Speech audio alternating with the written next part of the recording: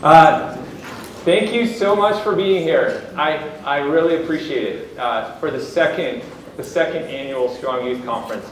I'm much less nervous than I was last year when this was a grand experiment. I'm still nervous, but not nearly as nervous as last year. My name is Matt Seeley. I'm a professor of exercise sciences at Brigham Young University. I'm the director and a co-founder of the Strong Youth Project, along with Justin Yee, who's a youth soccer coach. He's standing on the back. Justin, he's my fellow co-founder of the Strong Youth Project. I'm glad he still likes me and is willing to work with me. So I'm happy to welcome you all out to the Strong Youth Project. I'm going to just give a few introductory remarks, and then we'll get to the heart of the matter, the science, in the breakout sessions. My goals for today are these. I want everyone to have fun. My wife tells me I don't smile enough. I'm going to try and smile today. I'm going to try and have fun today. I hope you will too.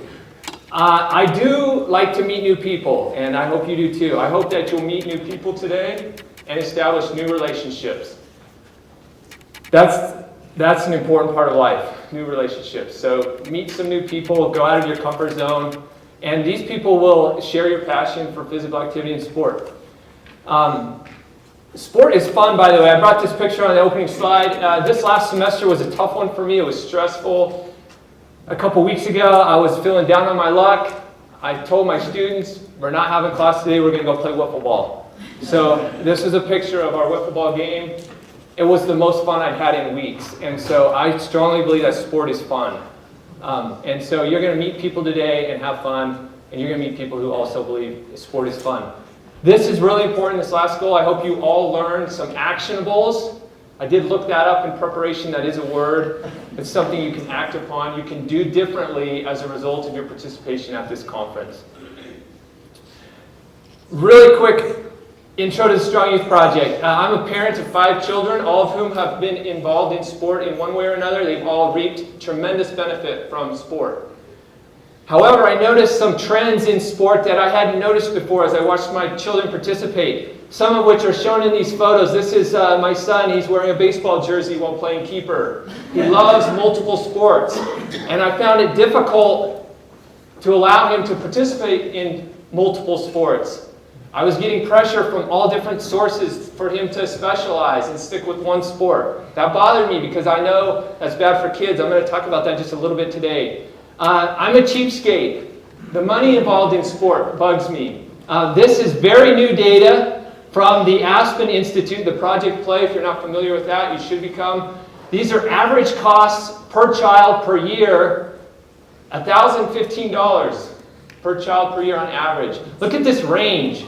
Oops, I'm pushing more buttons than I should have. I'm excited, can you tell? All right, look at this range. $15,000 per child per sport. That's wild. I took this photo the day that I finally decided to start the Strong Youth Project. This was a hard-fought soccer game a couple years ago that ended. My son's team lost. They could have won, maybe should have won. I watched a parent absolutely lose her mind. She walked away and said, I'm done with this team, as if the game was about her, and it just as easily could have been a father. I told Kira, that ruins everything. It ruins the experience for everyone here, and I want to do something about that. Here's another thing that bugs me. I kept telling Kira, why can't we have family dinner and allow our kids to participate in sport at the same time? She was a collegiate gymnast. She said, look, that's just how it is when you play sport. You don't get to eat family dinner.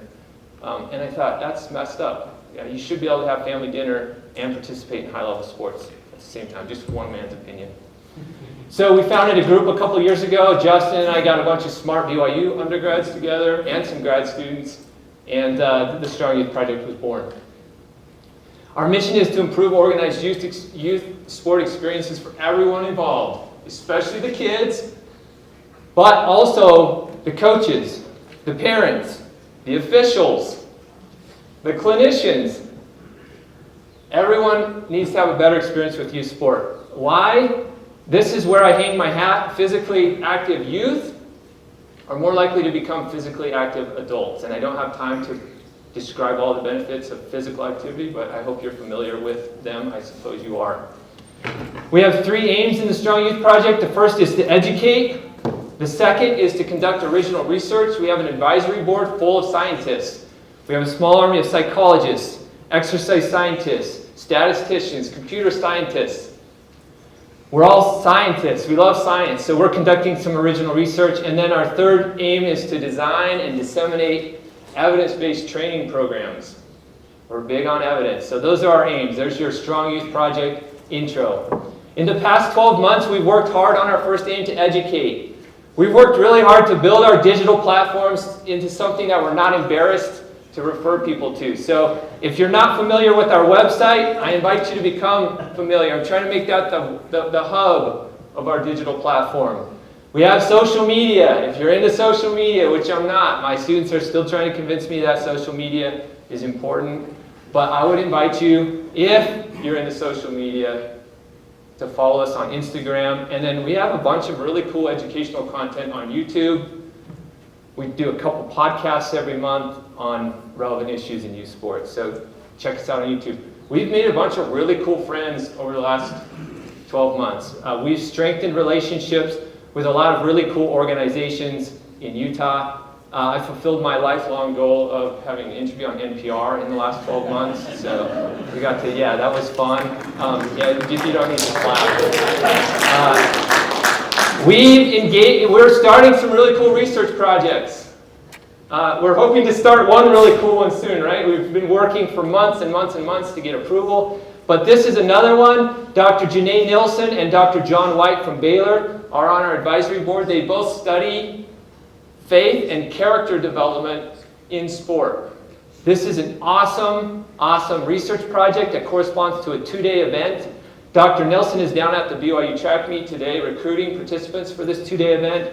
As of last night, we were almost full. But if you know a young person who wants to learn how to more effectively integrate their faith and develop character in sport participation, I cannot recommend this event highly enough.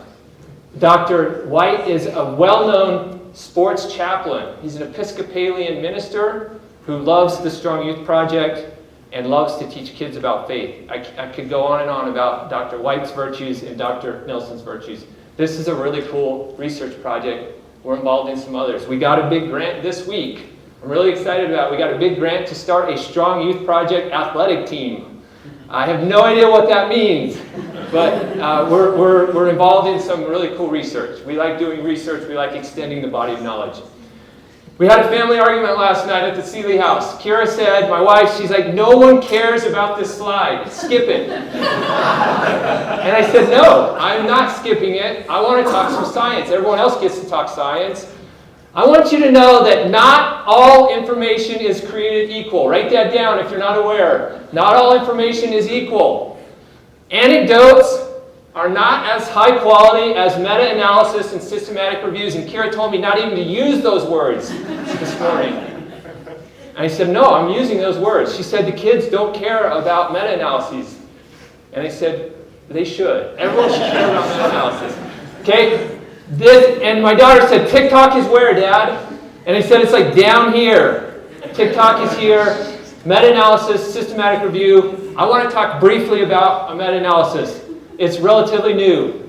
Sports sampling. I want you to walk out of here knowing what sports sampling is and sports specialization. Sports sampling is participating in more than one sport each year. Sports specialization is participating in only one sport, often at the expense of others. Sports sampling, good. Sports specialization, not as good. Decreased sport burnout rate, sports sampling. Enhanced leadership and social skills, sports sampling. Note this is counterintuitive. Increased athletic skills, strength, speed, endurance, gross motor coordination, sports sampling. Decreased acute and chronic musculoskeletal injury risk, sports sampling. The data are really clear. I don't have time to go through these 6 studies. These are all really high-quality studies that have been combined to create a meta-analysis. And these were the take-home messages. Sports sampling is Dr. Piotrowski is going to hit on this, I think. Sports sampling is associated with decreased risk of sports injury. Youth athletes can benefit from participating in sports sampling. Yet, going back to the data from the Aspen Institute, it's not what we're being told. Parents are feeling pressure to sports specialize from their own children. 25% of children are applying lots of pressure to their children for sports specialization. Other parents, can any of you relate to this? Are you being pressured to specialize from your kids, your school team coaches, your non-school team coaches, and society at large? Even though we know it's not good for kids, we're feeling a lot of pressure. And this slide is where I'm going to end today, only because I don't have enough time. I can really get on a soapbox about this topic, but I don't have time today. I thought this was interesting. Most people are pressuring others to participate in sport because they want to participate on a high school team. Even though the data don't suggest that sports specialization increases sports skill, and the data are very clear that sports specialization increases injury risk and dropout rates. So if you're a high school coach in the audience, will you please look at that number and figure out how you can help solve this problem? And everyone else who knows a high school coach, can you share this data with them and tell them to stop applying the pressure? Yeah, actually, this isn't a question and answer session. Will you share this? Yes, we're recording all of this, and we'll share it. Yes, and you all will get it sooner than everyone else. I'll share this stuff. Yeah, and these are pretty new. So this was just released in March. So this is brand new. All right. I want to take a minute. We have a gold level sponsor for the first time ever. It's Intermountain Health, and I want to give Dr. Buehler, who's representing Intermountain today, a few minutes to tell you why Intermountain is sponsoring our conference today.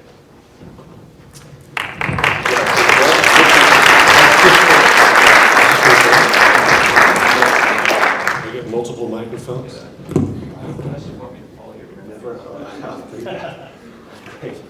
I'm Anthony Buehler. I'm really happy to be with you all today. I'm a sports medicine physician for Intermountain Health.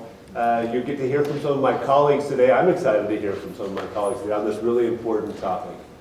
Dr. Seeley wanted me to talk to you just for a minute about why Intermountain Health would sponsor the Strong Youth Conference. Why we would do this.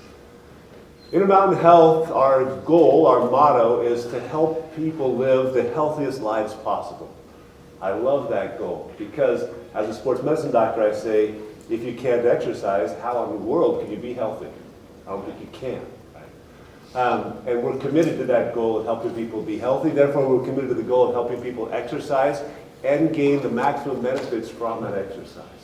That's why Intermountain employs 70 high school athletic trainers that we give to public high schools across the state of Utah for their full-time use in their facilities. So those athletic trainers are at the high schools to take care of kids, to try to help make sure that if they do get hurt, that they have access to good care, that they have good rehab, but they do more than that.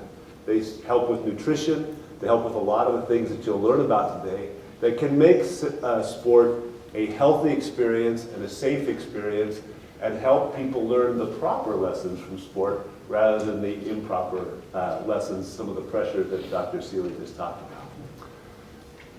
I'm really excited for today. I just like Dr. Seeley, I wear multiple hats in this arena, so I've done some of this research in my former life. I certainly take care of a lot of athletes and their families who come and see me with injuries, and I see the effects of overpressure and over sports specialization on our youth, and I hate that, right? I love sport. I really think that high school sports and just sport in general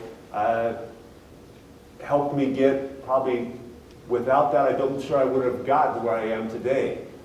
Sport gave me something that I could latch onto, something I could be good at, something I could belong with at a time in high school where I didn't think that I really was good or worth anything at all. And that was really important for me individually. I'm a parent of 5 children like Dr. Seeley.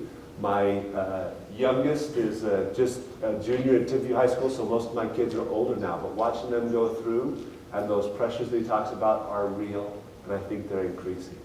So on behalf of Intermountain Health, on behalf of our Utah Valley Sports Medicine Orthopedics Clinic, like some of our doctors are here.